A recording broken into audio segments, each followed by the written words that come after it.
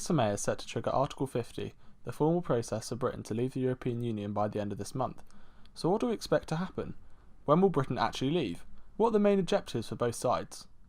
On the 23rd of June 2016, Britain took the biggest decision in a generation. In a sensational vote that shocked the world, the majority of the voting electorate voted to leave with a 1.2 million majority. Yet why hasn't the UK left already? It has been 9 months since the vote. Well, according to the Lisbon Treaty, you must trigger Article 50 to start negotiations on the terms of leaving. Article 50 is deliberately vague, leaving room for manoeuvre on both sides. So why hasn't Theresa May already triggered Article 50? But yes, I will be saying in my speech today that we will trigger before the end of March next year. Well, some say that she is delaying because she doesn't want the UK to leave. She was on the Remain side after all.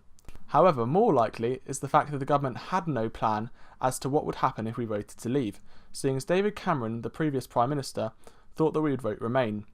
Therefore, the government has been spending the last 9 months setting up new departments to deal with leaving the European Union. Primarily, the convoluted named Department for Exiting the European Union. Theresa May also set up the Department for International Trade to negotiate global trade deals. The new departments are headed by David Davis and Liam Fox respectively.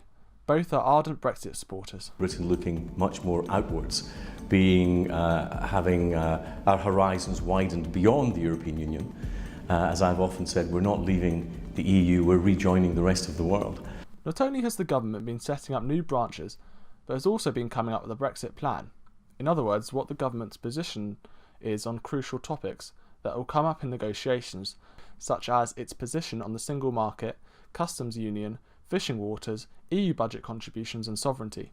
However, it is difficult to know how extensive the plan is, due to the limited information around the government's targets.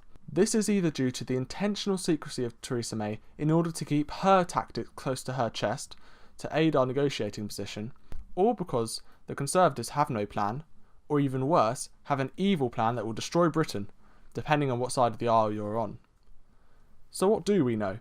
Theresa May has set out her basic targets in a Brexit speech, as well as a white paper. I want to be clear.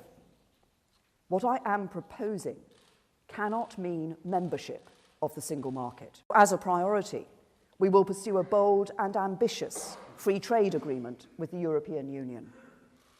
This agreement should allow for the freest possible trade in goods and services between Britain and the EU's member states. The purpose is clear.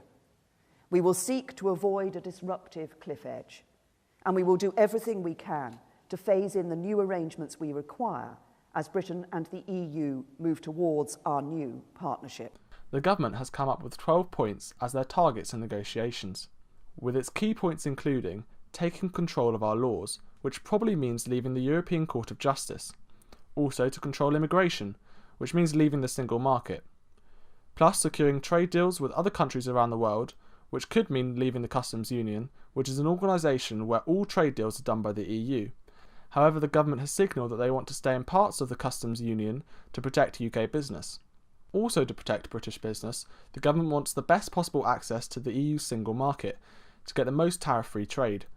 This is what Theresa May means by Brexit means Brexit. So this is what the British want. But what do the European Union want? Well, EU governments have been clear that the UK cannot cherry-pick the best bits of the EU, such as free trade, and not include aspects such as freedom of mass immigration. Plus, the head of the European Commission, Jean-Claude Juncker, has suggested that the UK will have to pay a sizable fee before negotiations even start. This fee could be as high as €60 billion for things such as continued budget commitments and pensions costs. However, the UK government has confirmed that it is not a legal requirement of Article 50 and that a counter-argument could be that the UK is owed a significant part of EU assets worth up to €150 billion due to budget contributions since 1973. Britain has been the second highest contributor to the EU's budget. Other things the EU wants would be access to the UK's market. The UK is the biggest single export market to the EU, therefore many EU jobs rely on UK trade, as well as the other way round. Plus, the EU might want to punish the UK for voting to leave, to make it an unattractive option to other states thinking of doing so. The EU is made up of 27 nations, excluding the UK. Therefore, obviously, priorities differ from country to country. So, for example, according to The Guardian, the Eastern European countries want to preserve EU citizens' rights in the UK, whilst Germany and Austria's top priority is to maintain EU unity. Whatever happens, it is likely both sides will make concessions and an amicable settlement will occur. However, a free trade agreement is another thing that could take longer to negotiate. Plus, there is every chance either side could be unhappy with the final deal. It has to be voted through in the EU Parliament, which could be an obstacle for Britain. And Theresa May has confirmed that the UK Parliament will also have a similar veto. If there is no final deal, or if it is voted down, this would make it like most countries in the world, such as China and the USA. This is seen by many as a cliff-edge Brexit that would hurt both economies. However, the UK Chancellor Philip Hammond has suggested that the UK could become a low-tax, low-regulation economy like Singapore if no favourable deal is reached. This is a threat to the EU countries, as this would lure EU businesses to the UK. No one knows what will happen, but one thing is for sure.